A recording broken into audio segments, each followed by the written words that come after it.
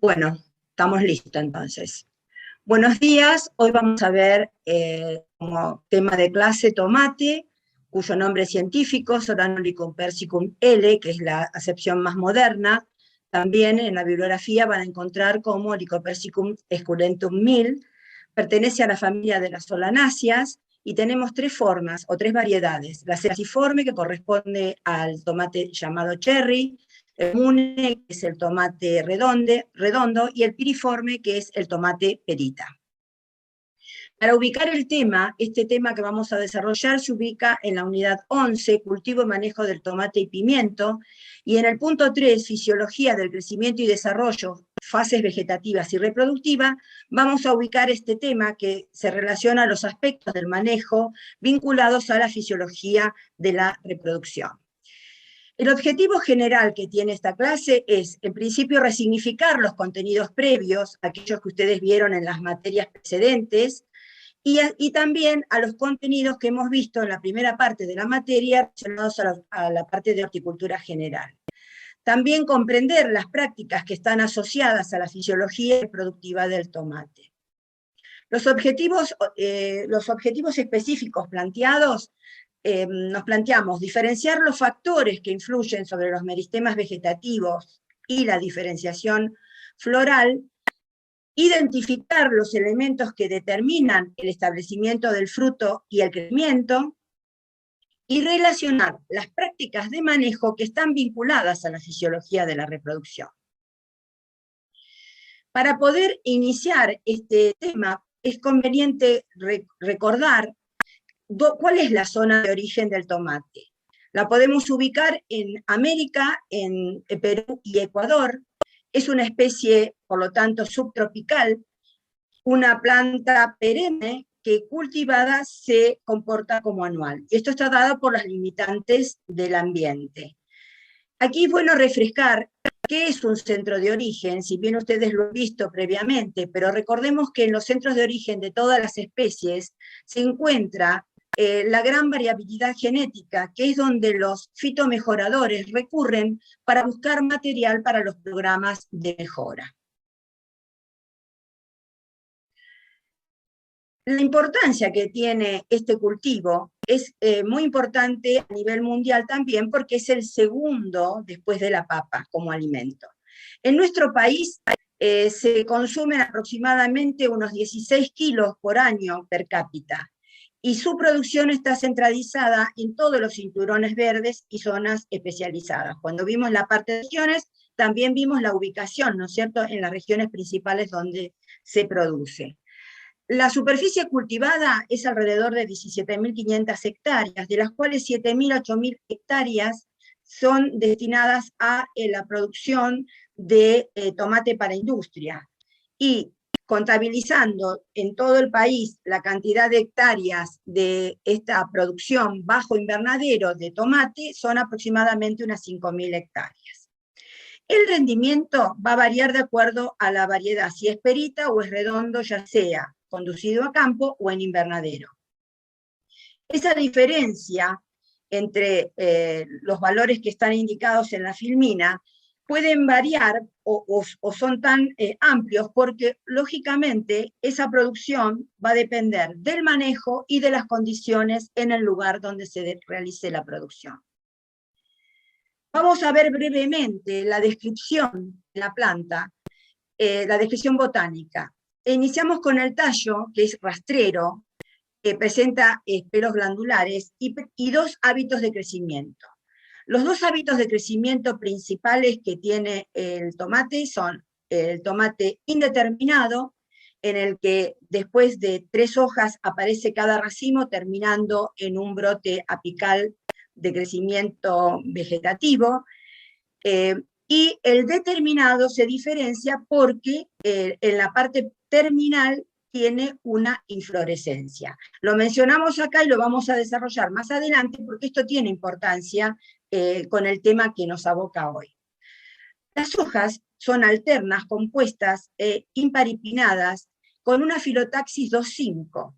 La importancia que tiene las hojas fundamentalmente es que es la fuente que va a recibir la energía lumínica y es la encargada de realizar la fotosíntesis para generar los fotoasimilados que van a ser después distribuidos al total de los órganos. Recordemos que por cada hoja de la radiación que incide sobre la misma, solamente el 1% es el que va a tomar para realizar la fotosíntesis. La raíz posee una raíz principal, pivotante, que en las zonas donde se realiza la siembra directa del tomate, por ejemplo, en la provincia de Santiago del Estero, puede llegar a explorar hasta más de 1 metro de profundidad.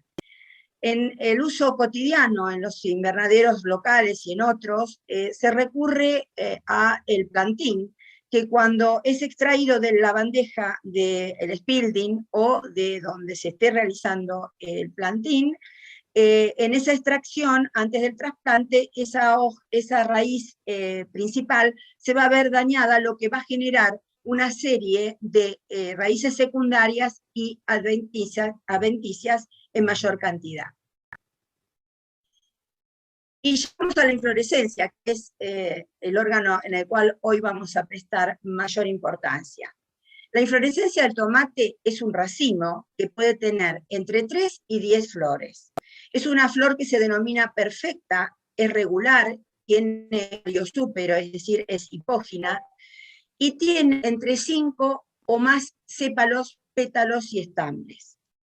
Posee un ovario bioplurilocular, como se observa aquí en la figura, que puede pesar entre 5 y 10 miligramos. Y esto está relacionado después de la fecundación, que nos va a producir un fruto, que es una baya, también bi o plurilocular, que puede pesar entre 5 a 500 gramos. Entrando ya en el tema de la fisiología de la reproducción, vamos a ver qué pasa previamente a la fructificación. 2 hechos importantes. Primero, la diferenciación, es decir, cuándo diferencia el tomate para pasar del estado vegetativo al reproductivo y el desarrollo de la flor. Existen unos factores que afectan a la floración y que influyen sobre la precocidad, el rendimiento y la calidad del fruto.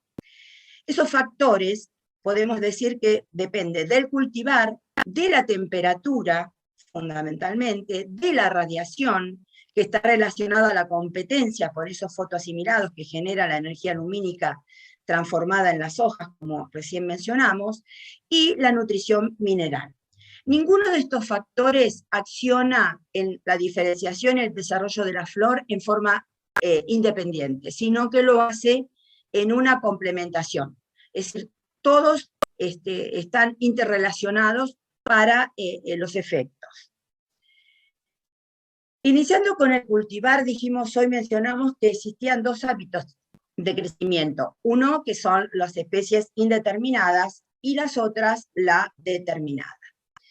La elección del cultivar, que va a depender de lo que el productor busque, si busca cosecha prolongada en el tiempo, se va a volcar por las especies indeterminadas, y si busca una cosecha mucho más concentrada, se va a volcar por la elección de cultivares determinados.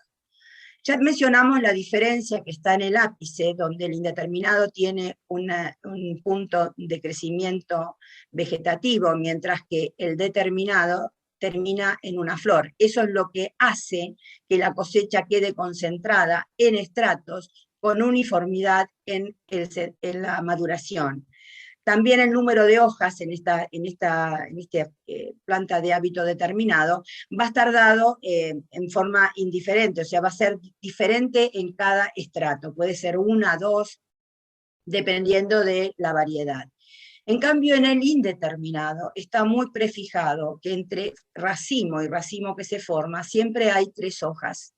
Y esto va a ir creciendo hasta que el productor decida cuántos racimos quiere cosechar en el momento productivo que él haya elegido.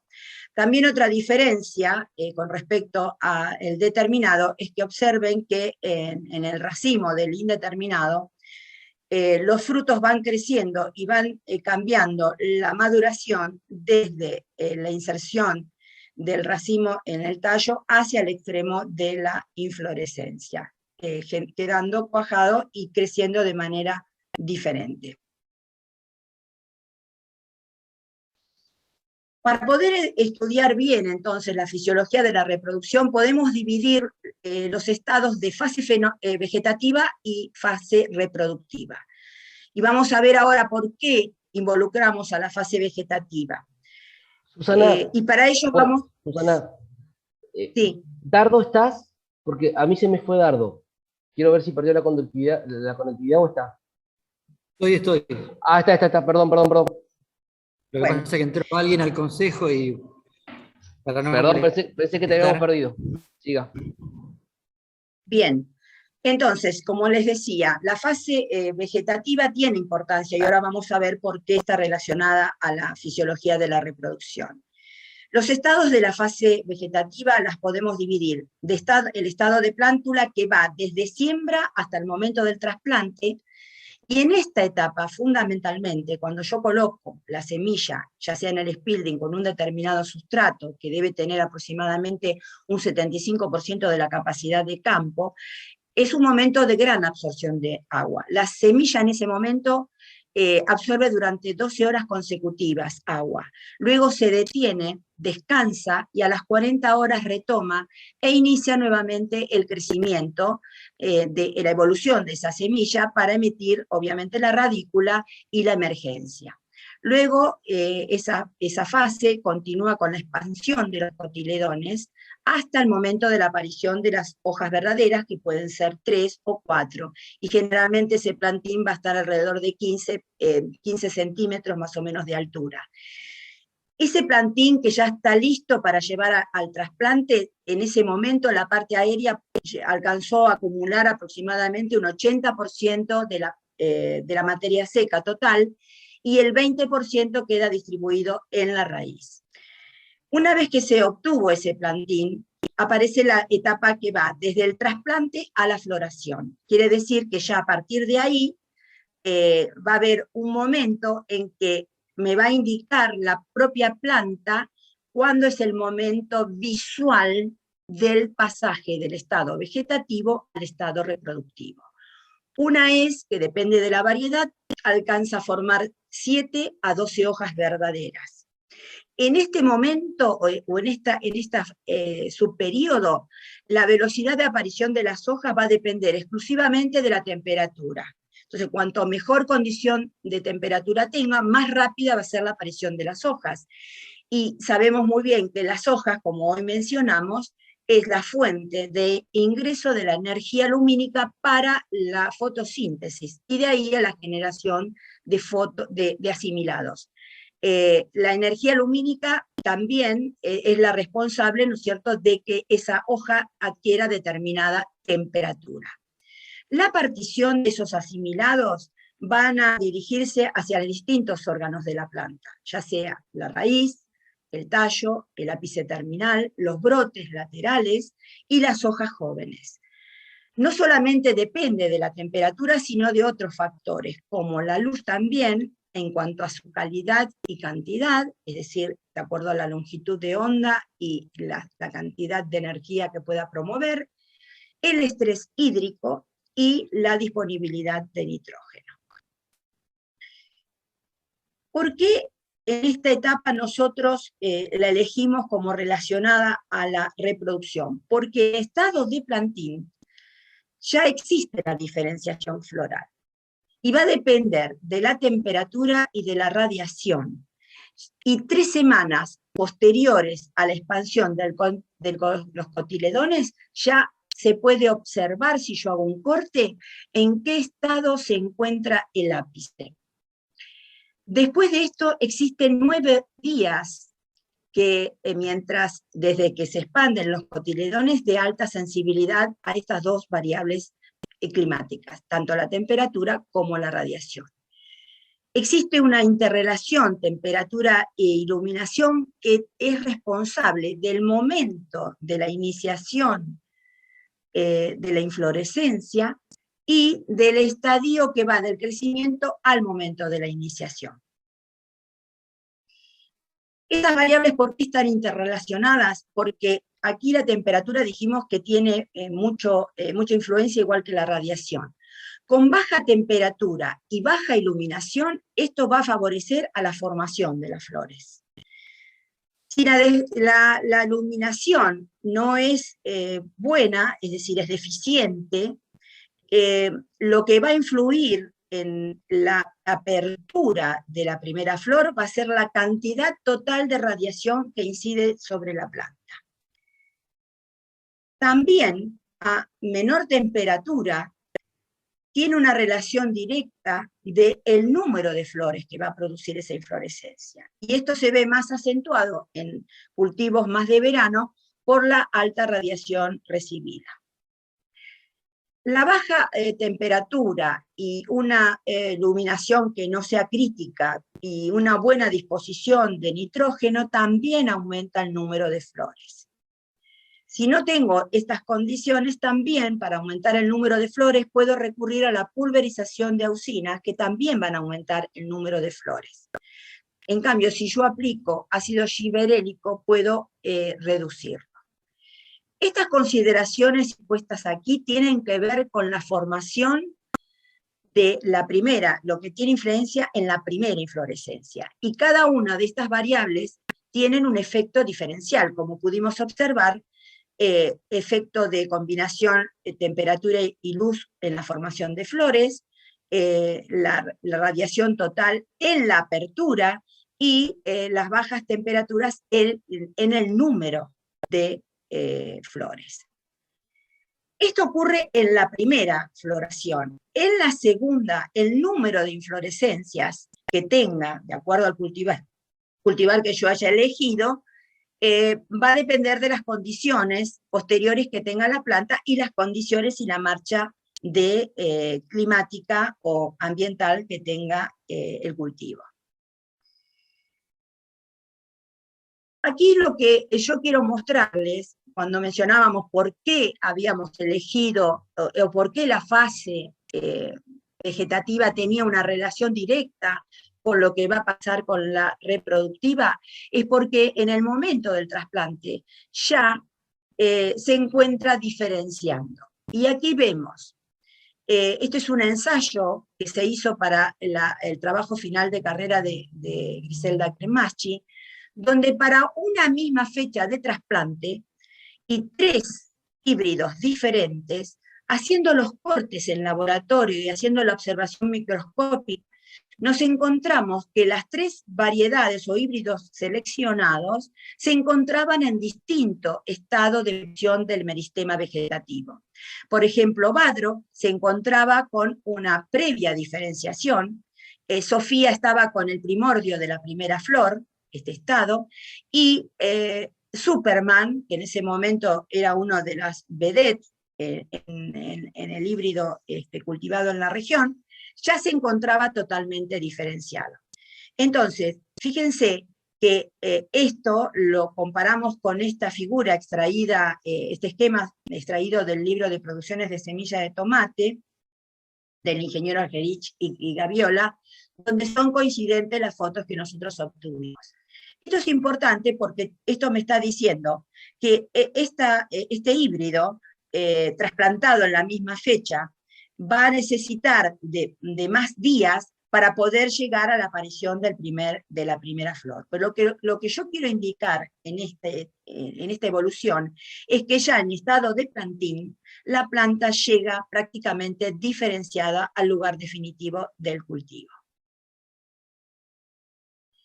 Bien, en esta etapa entonces, que iría de la siembra a la germinación, vamos a ver cuáles serían las prácticas que yo puedo realizar para poder garantizar una mayor floración al momento de llegar al lugar definitivo. En la plantinera yo tengo la posibilidad de poder controlar las variables involucradas, que como vimos eran la temperatura y la radiación. En el subperíodo que va de siembra a germinación, las temperaturas óptimas tienen que rondar entre 20 y 25 y la mínima de 8 a 12. Si la temperatura supera el umbral de los 35 a 37 grados, vamos a empezar a tener problemas de germinación. Como bien habíamos dicho al principio, también es importante que el sustrato, la humedad del sustrato, se encuentre a 75% de la capacidad de campo, tenga un buen drenaje, porque si yo elijo un sustrato que retiene mucho el agua por mucho tiempo y no tiene drenaje, puede ocurrir que la raíz haya asfixia, ¿no es cierto? Ya sea cuando ya emergió o durante el proceso de germinación. El pH tiene que estar entre 6,5 y 6,9 y la conductividad eléctrica 2 milisiemens por centímetro. Entonces, ¿cuál sería la práctica? La práctica sería que, como dijimos anteriormente, una de las variables que se involucra para tener una mayor cantidad de flores es la baja temperatura. Yo acá puedo obtener racimos más ramificados si yo las plántulas recién germinadas las puedo someter a 10 a 13 grados de temperatura por 2 semanas. Numerosos autores han estudiado en esta etapa del plantín cómo, variando tanto la temperatura como la radiación, se podían alcanzar diferentes números de flores, o un aumento en la precocidad, o reducir el número de nódulos, de nudos. Las variedades comunes pueden tener 14, y Calvert, que fue el primero que inició estos estudios, logró reducirlo prácticamente a la mitad. Hoy las variedades modernas están en 6, 7 hojas aproximadamente hasta el momento de la inserción de la primera flor. Entonces, un buen crecimiento vegetativo, que sería toda esta fase que hemos descrito, responde a tener mayor número y superficie de hojas. Y esto me va a garantizar entonces un buen desarrollo de las inflorescencias y crecimiento del fruto. Ese crecimiento vegetativo, que va a continuar una vez que la planta fue trasplantada al lugar definitivo, se tiene que, nuevamente, las variables involucradas van a ser la temperatura y la radiación. Y toma relevancia aquí tanto las temperaturas diurnas como las nocturnas. Recordemos que el tomate es indiferente al fotoperíodo y la inducción, digamos la inducción para que yo pueda observar la flor, va a depender más de la amplitud térmica que del alargamiento o el acortamiento de las horas de luz. Lógicamente, como requerimiento de la especie, el suelo definitivo donde lleve el plantín tiene que tener un buen drenaje, con el pH ya mencionado y la conductividad siempre de 2 milisiemens por centímetro. ¿Cuándo se indica el fin de la fase vegetativa? Que yo puedo visualizar, porque recordemos que el plantín ya viene diferenciado. Pero ¿cuándo lo visualizo yo? Bueno, hay dos cuestiones a tener en cuenta. Cuando el tomate alcanzó entre 7 a 12 hojas y puedo visualizar, allí me está indicando el fin de la fase vegetativa. Y la antesis de esa primera flor va a depender de la cantidad de unidades calóricas o grados día que haya acumulado, aún considerando para la acumulación una temperatura base de 7 grados. Cuanto mayor suma térmica tenga, va a haber menor cantidad de días, porque va a aligerar el proceso.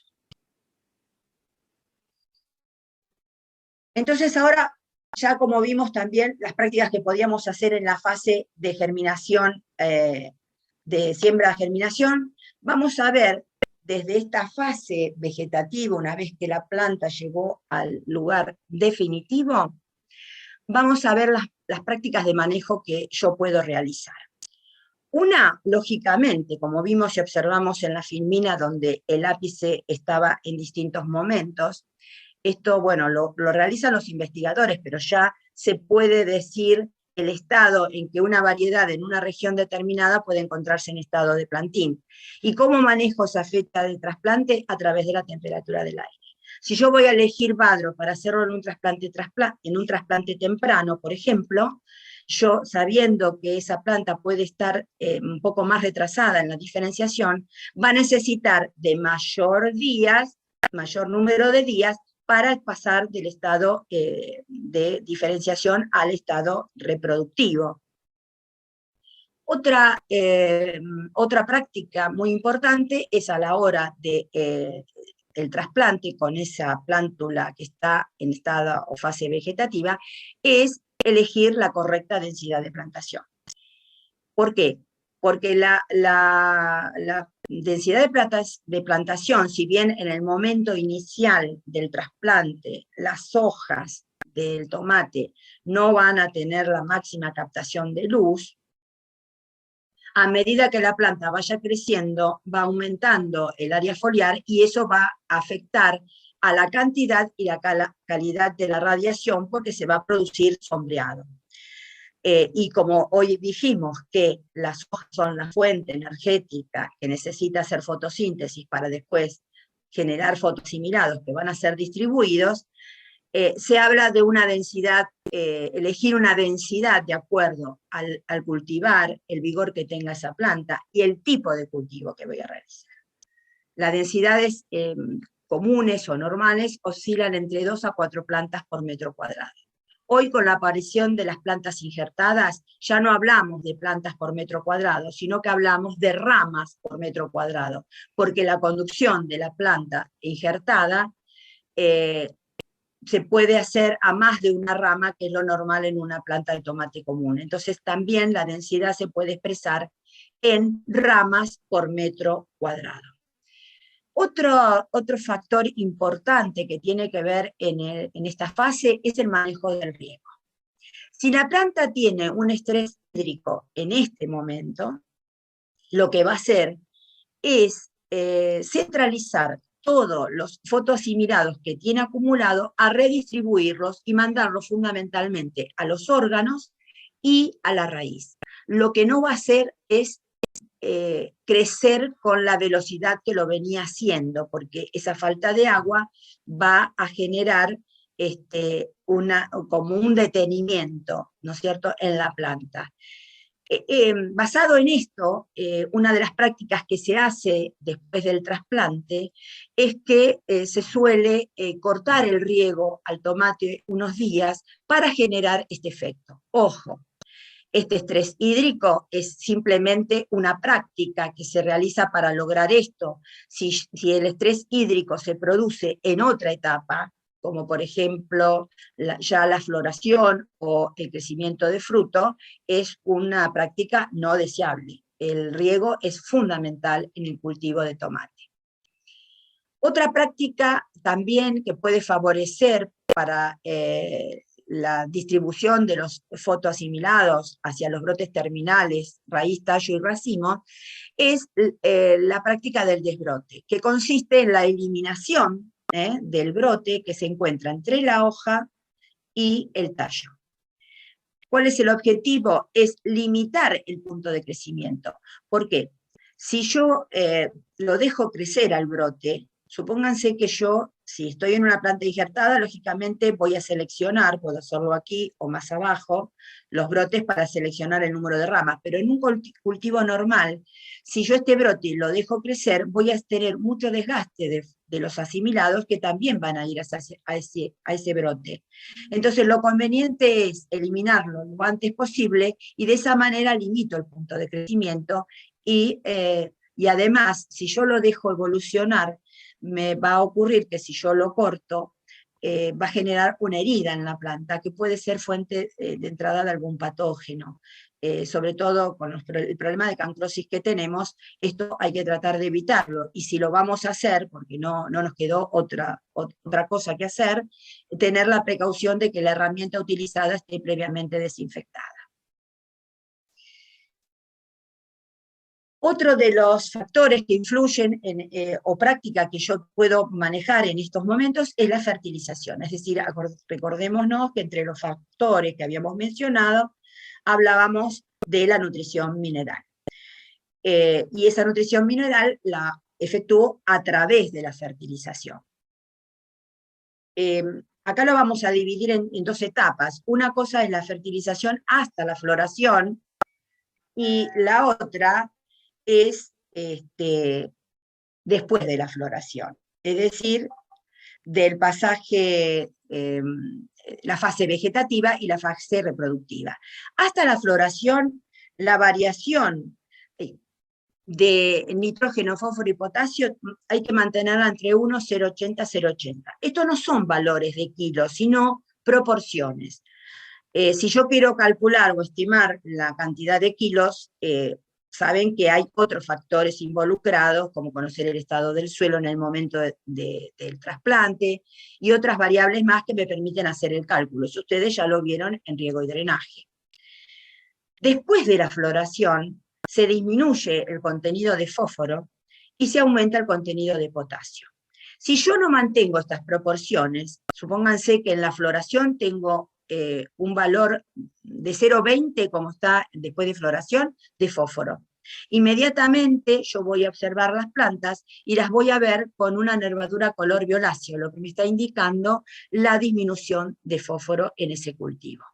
Entonces, el objetivo de esto es que tengan una idea que en una etapa hasta la floración, el manejo de la nutrición mineral tiene que ser en esas proporciones indicadas. Como ya habíamos mencionado, cuando la planta después de trasplante llegó a las 7 o 12 hojas y ya se empezó a florar el botón floral, visualizarlo, porque volvemos a recordar, la planta llegó al campo ya diferenciada, es decir, ya evolucionó el meristema vegetativo a meristema reproductivo. Esta fase reproductiva abarca desde la floración propiamente dicha hasta el fin de la cosecha.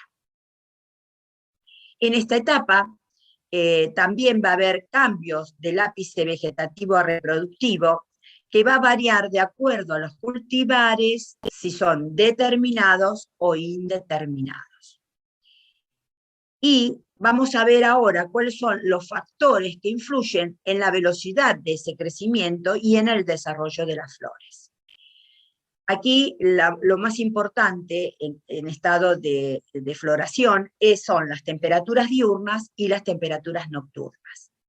Si las temperaturas sobrepasan los 35 grados, en el tomate lo que va a hacer es retrasar la floración. Recuerden cuando vimos en climatología los umbrales que respondían a la curva de Gauss, donde teníamos umbrales mínimos, umbrales máximos. Y recuerden que cuando se sobrepasaban esos umbrales, ocurrían cosas contrarias de lo que ocurre en el rango normal de temperatura. Si aquí la temperatura sobrepasa los 35 grados, lo que va a hacer la planta consumir más carbohidrato para poder respirar y mantener a la planta. Y va a haber un retraso de la floración. En la floración también se va a formar el grano de polen. Y si en el rango ideal de formación de polen va desde los 10 a los 35 grados. Ahora, ¿qué pasa si sobrepasa los 35 o está por debajo de los 10? Y si a eso sumamos una falta de nutrición, vamos a encontrar que va a haber menos números de granos de polen y también puede afectar a la viabilidad de ese polen. Para que produzca ese polen, la polinización y la fecundación, esa polinización necesita también de otra condición importante, que es el de la humedad relativa. Si la humedad relativa está por debajo del 60%, lo que va a ocurrir es una gran desecación y el polen no se va a adherir al estigma, no va a poder penetrar por el tubo polínico y no va a poder fecundar. Y si pasa el 70%, el polen se va a aglutinar, a apilotonar, y tampoco va a poder fecundar. Se tiene que dar también las condiciones de 17 a 24 grados. Ahora, se necesita de humedad relativa para la polinización. ¿Por qué? Porque cuando abre, el polen necesita humedad para poder adherirse al estigma y poder penetrar. Cuando la flor abrió, tarda aproximadamente 7 días. Y si las condiciones, no hubo fertilización y fecundación, lo que va a ocurrir en la flor es que va a disminuir el gradiente auxínico, provocando una abscisión floral, y la flor va a caer. Y hablamos de flor caída porque la flor está abierta. Para hablar de aborto, tiene que ocurrir eso cuando la flor está cerrada todavía. Entonces, como la flor está abierta, hablamos de caída de flor. Ahora, si esa flor está fecundada, el hecho de que el ovario empieza a crecer y las semillas generan auxinas, que son las que van a prever esa abscisión floral. Las condiciones para una buena polinización y fecundación va a estar dada porque el estigma esté receptivo, generalmente son 2 días antes a 2 días después de la antesis. La flor abre generalmente a la mañana, entre las 7 y las 9, y el polen madura de 1 a 2 horas después. Generalmente se dice que la polinización se debe realizar entre, si voy a hacer cruzamiento, si estoy en un programa de mejoramiento, la hora es entre las 10 y las 12 del mediodía para poder lograr una correcta polinización. Para que el polen pueda polinizar, tiene que estar también en maduración, y para poder germinar, el tiempo, la velocidad de germinación de ese polen también va a depender de la temperatura del aire. Con temperaturas de 25 lo va a hacer más rápidamente que si tenemos una temperatura de 5, va a tardar mucho tiempo, y este retraso, si las condiciones no son las ideales, puede ocurrir que llegue y polinice, pero lo más frecuente es que ese retraso haga que ese polen, que ese grano de polen, no germine y no pueda llegar. La temperatura óptima de la germinación es de 21 grados. Vamos a ver también cuáles son los otros factores que actúan o influyen en la caída de flores. Como vimos, las temperaturas son importantísimas. Si tenemos temperaturas extremas menores a 13 grados, no se produce polen directamente en la noche. Y si durante el día pasan los 35, pierden viabilidad, es decir, se esterilizan. En condiciones de invernadero, uno de los factores que pueden provocar la caída de las flores, porque cuando no fecunda, si la flor está abierta, la flor va a caer, es la falta de viento. Esto va a dificultar la polinización. También la relación luminosidad escasa y falta de agua, lo que va a provocar es una disminución de la fotosíntesis, no va a haber la cantidad suficiente de fotoasimilados, y esto no va a llegar a los ápices reproductivos, provocando la caída de la flor. Algo también muy frecuente con respecto a la escasa luminosidad y la temperatura excesiva, que esto ocurre en los cultivos más tardíos o de verano, es lo que se conoce como longistilia o exerción del estigma. ¿Por qué? Porque sobrepasa, como se ve aquí en la foto, la flor, y entonces cuando abre el polen cae hacia los costados y entorpece o perjudica a la polinización. Recordemos que el tomate es autógama, solamente alrededor de un 5% puede existir algo de polinización cruzada. Y esto hay que tenerlo muy en cuenta porque en planes de si yo estoy obteniendo semillas, si estoy haciendo mejoramiento, esto es una condición importante a considerar. También el exceso de nitrógeno, recordemos que esto correspondería a lo que llamábamos nutrición mineral, como uno de los factores que influyen.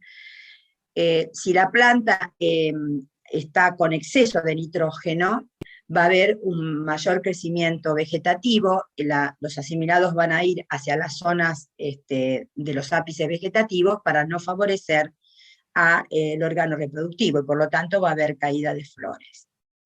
Una planta bien nutrida de nitrógeno tiene, como decía Sembo, un color bien verde, y las hojas están como para abajo, digamos, no se enrulan, sino que se ponen para abajo.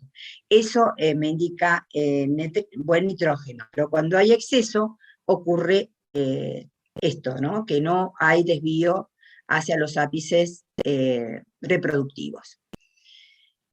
Otra causa que influye en la caída de las flores es la posición en el racimo. Como dijimos, en las especies indeterminadas, 3 hojas, un racimo y así sucesivamente. Después del cuarto o quinto racimo, generalmente la planta de tomate empieza a decaer los rendimientos, empieza a haber problemas de fecundación y hay a mayor aborto floral.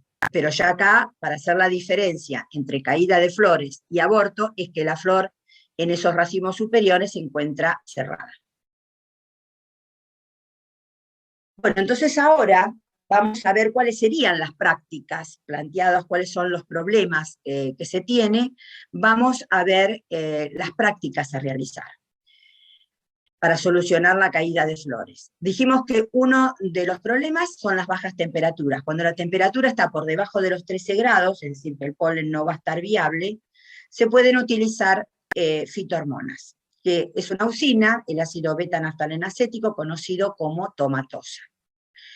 En nuestro grupo de investigación, junto con el Programa Nacional Tomate, hicimos un ensayo en la zona del NOA, Alnea y La Plata, para ajustar esta dosis. ¿Por qué? La tomatosa ha sido usada tradicionalmente en el cultivo de tomate, ya en la década del 60, 70 se utilizaba, ¿no es cierto?, a campo. Pero en la situación de invernadero, suele ocurrir, y es una queja que todos traen, es que el tomate moderno es ahuecado, no tiene sabor. Es decir, todas esas cosas que nosotros escuchamos. Entonces, lo que nosotros tratamos de hacer acá es ver el efecto de la tomatosa en dosis menores, si suplían el problema de las bajas temperaturas y a su vez podía mejorar el tamaño del fruto y el sabor. Y encontramos, después de bastante tiempo de ensayos, que con dosis de 2,5 a 3 centímetros cúbicos por litro, comparado con lo que habitualmente se utiliza, que es entre 5 a 6 centímetros cúbicos por litro, encontramos que en esas dosis manteníamos un buen sabor, un buen fruto, un buen cuajado, y no aparecían malformaciones o el ahuecado que se ve cuando se aplica, sumado a las bajas temperaturas, un exceso de la concentración de esta hormona. Como resultado de esto, nosotros realizamos dos trípticos que el año pasado tuvimos la posibilidad de repartirlos a los productores que tomaron la diplomatura de horticultura y floricultura, donde les explicamos cómo aplicarlo, cómo mantener las buenas prácticas agrícolas y cuál es el momento de realizarlo. Y además surgió una publicación con todo el equipo que participó de estos ensayos, que fue publicado en la Revista Argentina de Horticultura en el año 2016. Continuando con las prácticas para solucionar la caída de flores, otra es la falta de viento, dijimos, sobre todo en condiciones de invernadero. Para poder ayudar a la polinización se utiliza el vibrado de la planta, que puede ser manual o mecánica. En el manual nos decía el ingeniero Bulnes que a las 10 de la mañana, cuando está la flor abierta, había que entrar, mover los alambres o mover los hilos, y eso iba a favorecer la polinización. Otra práctica que se utiliza es la liberación de bombus, pero esto resulta un poco costoso, y además esto implica, y la utilización de esto se hace en aquellos programas de manejo integrado de plagas. ¿Por qué? Porque para no dañar al bombus, la utilización de los fitosanitarios tienen que ser compatibles con el ambiente y mantener la vida, digamos, de los insectos o los enemigos naturales. También se puede aplicar viento artificial. Es muy común que en las quintas existan mochilas autopropulsadas, es decir, que generen mucha presión de viento, sobre todo cuando se van a aplicar fitosanitarios para que penetre bien en la parte basal de las hojas y lo hagan con buena potencia. Entonces, esas mismas máquinas vacías y limpias pueden utilizarse para generar este viento. Siempre recordar que la hora para hacerlo es entre las 10 y las 12 del mediodía. Producida la floración y la fructificación, comienza el desarrollo de ese fruto, que es el crecimiento del ovario maduro, que tarda entre 7 a 9 semanas.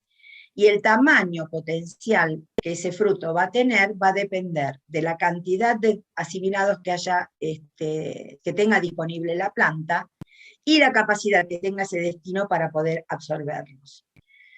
También es importante destacar aquí que el tamaño potencial del fruto depende de la división celular en un momento determinado. El número de células que van a conformar ese fruto, que después de transcurrido ese tiempo cesa la división y comienza el llenado, son 10 días después de la antesis. Vamos a ver ahora, después cuando veamos algunas prácticas, la importancia que tiene esto, ¿no? Y la posición del racimo, porque como vimos hoy, el racimo está sobre el tallo y el crecimiento es hacia la extremidad. Entonces, los primeros frutos son los que van a ejercer dominancia sobre las flores inferiores. Finalmente, ese fruto continúa su evolución hasta la maduración. No vamos a ver los estadios de maduración porque ya lo vimos en la unidad de cosecha y poscosecha, donde también hablamos de los frutos climatéricos y no climatéricos. Recordemos aquí simplemente que el tomate es un fruto climatérico. La maduración puede verse retrasada, también aquí encontramos que las bajas temperaturas y la baja luminosidad van a retrasar esa maduración. Y esto es lo que ocurre, por ejemplo, en esta época, salvo esta semanita que hemos tenido temperaturas un poquito más elevadas, pero le cuesta en el tomate tardío alcanzar, lo hace con menor velocidad que un tomate temprano o intermedio.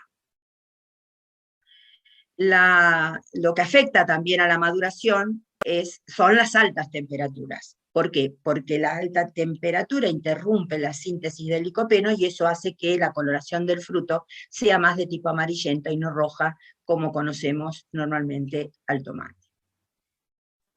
Bien, dentro de las prácticas que nosotros podemos realizar ahora para mejorar ese rendimiento y la calidad de los frutos, encontramos que una vez que está formado el fruto, sobre todo desde abajo hacia arriba en las basales, se pueden eliminar las hojas y se hace lo que se conoce como deshoje basal.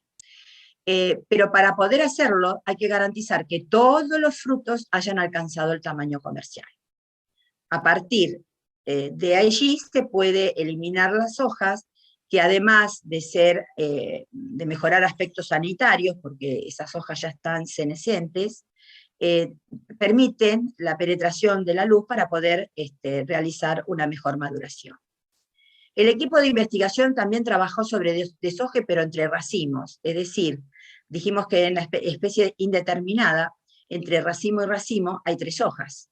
Nosotros mencionamos primera hoja, segunda hoja, tercera hoja. En los ensayos que realizamos, eliminando esta hoja, la hoja intermedia, a 30 días después de bajado el racimo inferior, y también en otros tratamientos eliminamos la primera y en otros la tercera, nos encontramos que eliminando esta hoja, el tomate, los racimos o los frutos del racimo superior disminuían, y no haciéndolo así con la tercera o la primera.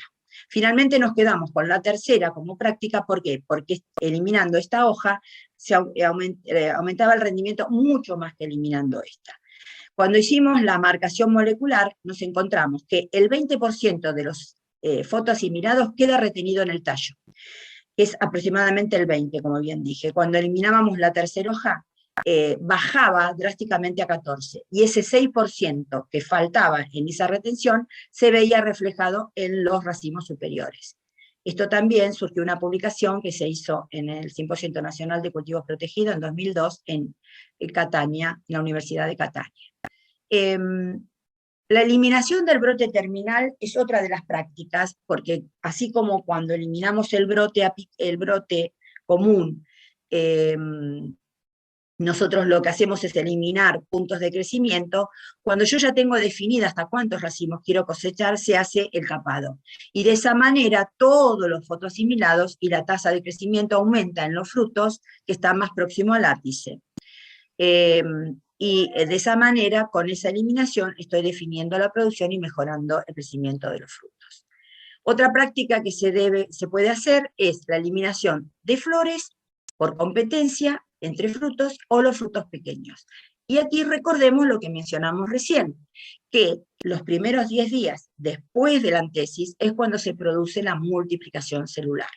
Entonces, si yo realizo este raleo con el objetivo de mejorar tamaño y ya está definido el tamaño por la multiplicación celular, ya no va a tener sentido, no voy a poder mejorarlo. Entonces, siempre esta práctica hay que hacerlo antes de los 10 días de esa multiplicación celular.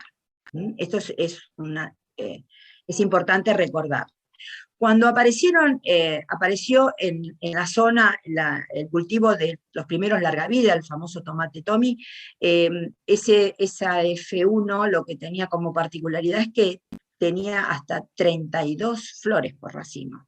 Y ahí los productores se vieron un poco enloquecidos, porque dijeron, uy, qué cantidad de racimos, vamos a tener mayores kilos. Pero lo que pasó es que los frutos que se obtenían en ese racimo eran más pequeños. Entonces, después se aprendió a manejarlo, que hay que ralear frutos en los larga vida para tener calibre homogéneo y que sea de calidad comercial.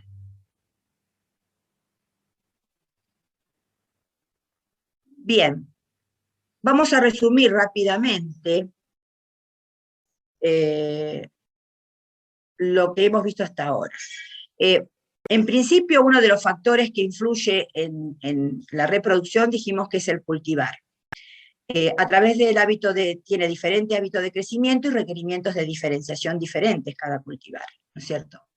¿Cómo lo podemos manejar? A través de las fechas de siembra y de trasplante, temperatura e irradiación es lo que yo puedo manejar, la densidad de plantación y la conducción de la planta. Recordemos aquí nuevamente que en las plantas injertadas se puede conducir a 2, 3, hasta 4 ramas. La temperatura influye en la diferenciación floral, como vimos, en el desarrollo de flores y también en la fructificación. Y el manejo es a través también de la fecha de siembra y trasplante, el uso de fitorreguladores y la ayuda a la polinización. La radiación también afecta a la diferenciación floral, como vimos, el desarrollo de flores, la fructificación y maduración, y las prácticas es también época de cultivo.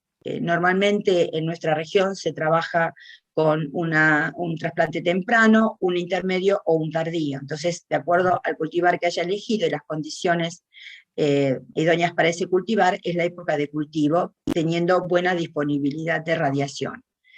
La densidad de plantación, nuevamente, y la conducción de la planta. La competencia, que va a influir en la distribución de los asimilados, y hemos visto todos los ejemplos, y esa distribución la puedo favorecer a través del desbrote, el raleo de flores y frutos, y el deshoje. Y la nutrición mineral, que influye tanto en el crecimiento como en el establecimiento del fruto, y el manejo que se aconseja es ajustar las fertilizaciones, es decir, la fertilización. Bueno, esta es la bibliografía que, si me permiten, bueno, les voy a mostrar, y ustedes cuando necesiten de esta bibliografía pueden acceder a la misma en la cátedra, y si no, están las páginas ahí indicadas. Así que, bueno, aquí les muestro también El cultivo de tomate de nuez, que es un libro importante. Y bueno, solo me resta decirles muchas gracias, y aquí les dejo mi contacto para cualquier consulta que quieran hacer. Desde ya muchas gracias, y quedo a disposición de las preguntas que quieran realizar.